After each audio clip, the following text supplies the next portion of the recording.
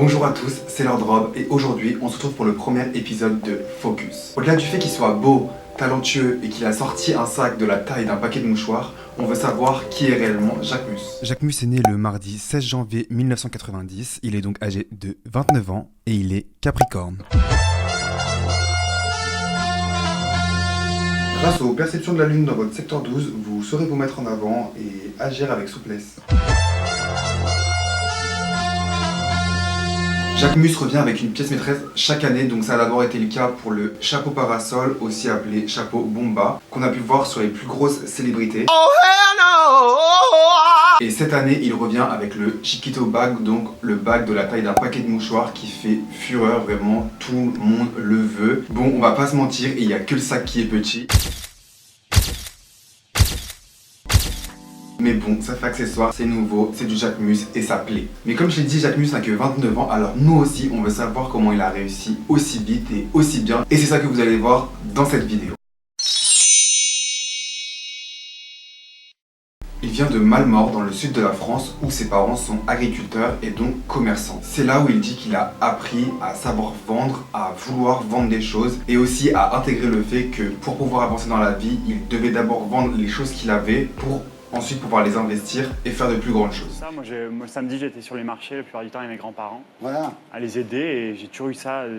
En fait, quand j'ai créé de toute façon, ma marque, il fallait que je vende ma collection pour payer la deuxième. Donc, j'ai toujours eu ce sens très... Vous êtes réaliste, c'est bien. Réaliste, ouais. Passionné de mode, il quitte son village pour aller à l'ES Mode à Paris. Donc il déménage à Paris à l'âge de 18 ans, où là, il va commencer à étudier à l'ES Mode. En arrivant, c'est la grosse désillusion, ça lui convient pas du tout. Il dit que lui, il était vraiment passionné, et comme il venait de la province et qu'il ne connaissait pas en fait les écoles parisiennes de mode, il les avait vraiment idéalisées. Et en fait, il s'est rendu compte que c'était pas du tout ce qu'il voulait. Pour lui, une école de mode, c'était vraiment de designer tout le temps, être tout le temps en fait dans la mode, et il s'est rendu compte que les personnes qui étaient dans ces écoles-là n'étaient pas forcément passionnées comme lui. Donc dès qu'il arrive, c'est la douche froide, ça lui plaît pas du tout, il a vraiment envie de mode, mais pas dans ce sens-là, donc il décide de quitter l'école. De plus, il faut savoir que pour ses parents, c'était un très gros investissement. Sa mère voulait vendre sa voiture pour pouvoir payer l'école, et donc pour lui, c'était vraiment trop risqué de faire quelque chose et d'aller dans un endroit qu'il n'aimait pas, où il se voyait pas être, sachant que ses parents devaient faire énormément d'efforts sur le côté financier pour pouvoir financer justement son école. Donc il s'est dit non, stop, j'arrête l'école. L'élément déclencheur de sa carrière va être la mort de sa mère. Donc sa mère va mourir dans un accident de voiture lorsqu'il va être à Paris. À ce moment-là, il se passe une scène assez incroyable, c'est qu'il va se mettre à côté de sa mère décédée et qu'il va essayer de prendre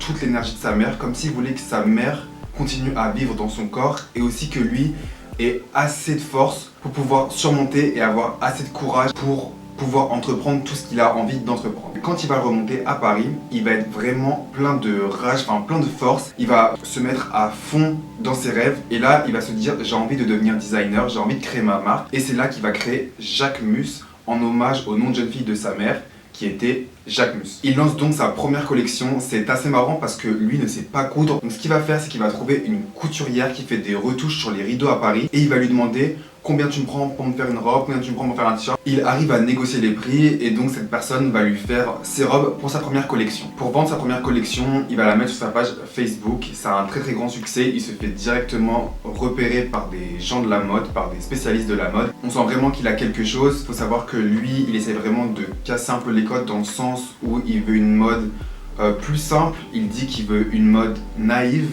une mode légère, et c'est ce qu'on peut voir dans ses créations. C'est souvent une mode qui est en lien avec l'endroit où il a vécu, avec le sud, où l'on ressent beaucoup lors de ses défilés, qui peuvent être soit dehors ou soit avec des infrastructures qui font penser au sud de la France ou même à l'Italie. Donc sa première collection se vend bien, il commence à se faire repérer sur les réseaux, mais pour lui ce n'est pas assez, il veut vraiment aller plus loin. Donc là, avec ce qu'il va faire, on peut vraiment se rendre compte de la motivation de Jacques Mus et de son toupet et du fait qu'il a vraiment envie de montrer ses créations. Il faut également savoir que pour ses créations, le textile venait d'équipements de travail, donc ça pouvait être très bien des bleus de travail ou des choses d'ouvriers, voilà, beaucoup de choses comme ça. Il utilisait justement ce côté-là qui lui rappelait aussi chez lui. Il faut savoir que Jacques Mus s'inspire énormément de sa famille. On peut le voir justement dans un de ses derniers défilés avec les boucles d'oreilles, avec les photos de famille. Donc en 2011, lors du show fashion, il va habiller ses mannequins avec ses créations et se mettre à des endroits où il y a des journalistes, et ils vont mettre une banderole Jacques Mus est en grève, en rapport justement aux ouvriers.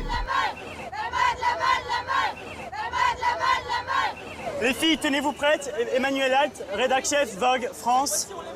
Elle arrive. La mode, la mode, la mode.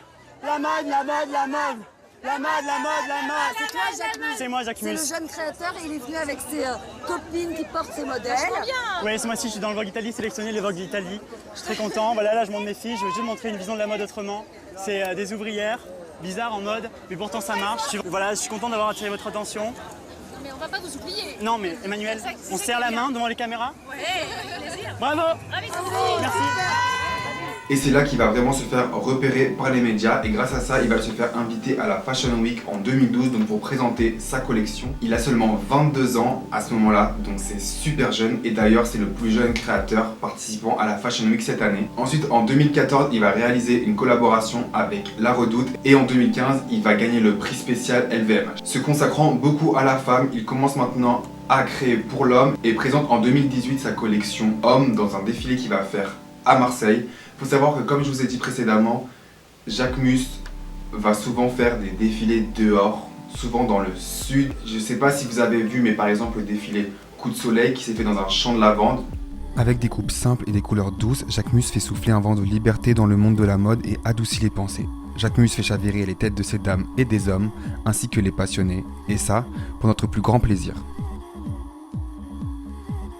Donc voilà pour ce premier épisode de Focus, j'espère que ça vous aura plu. Si ça vous plaît, n'hésitez pas à partager, à vous abonner et à me mettre un commentaire si vous voulez que je fasse d'autres focus sur d'autres créateurs, même si j'en ai déjà en tête. En tout cas, n'hésitez vraiment pas à me dire si ça vous a plu. Je vous mets mon Instagram en barre d'infos et je vous dis à bientôt pour une prochaine vidéo. Salut!